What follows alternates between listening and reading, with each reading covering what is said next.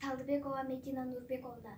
Ысык-Көл облустун Тоң районуна караштуу Карашаар айылынын Таалайбек Салыкбаев атындагы жалпы орто билим берүү мектебинин 4-классынан бүтүрүүчүсүмүн.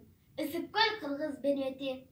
Кыргызстандын табиятынын сулуулугуна көрк кошуп турган бул албетте кереметтүү ысык көлүбүз.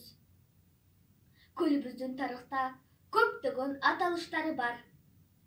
Туз көл, Жылуу көл жана башкалар. Ысык көлдүн мындайча аталышы да жөн жерден эмес. Ысык көлдүн туш тарабы тоолор менен курчалган. Күнгөй тескей, ала тоолору, аскасы, асман тиреп өзүнчө бир кереметтүү. Ысык көл эс алуучу жайдан тышкары туризмдин борбору. Жайында көптөгөн туристтер келет. Улуу акындарыбыз кереметтүү көлүбүздөн эргүү алып, эң сонун поэзияларды жараткан. Алыкул Осмонов үчүн көл түгөнгүс тема болгон.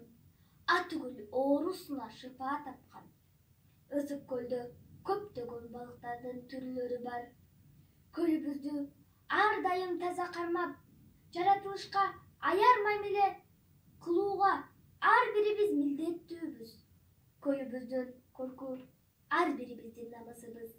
Мен Ысык-Көл областына караштуу Тоң районунун Карашаар айылында көл жээгине жакын жашайм.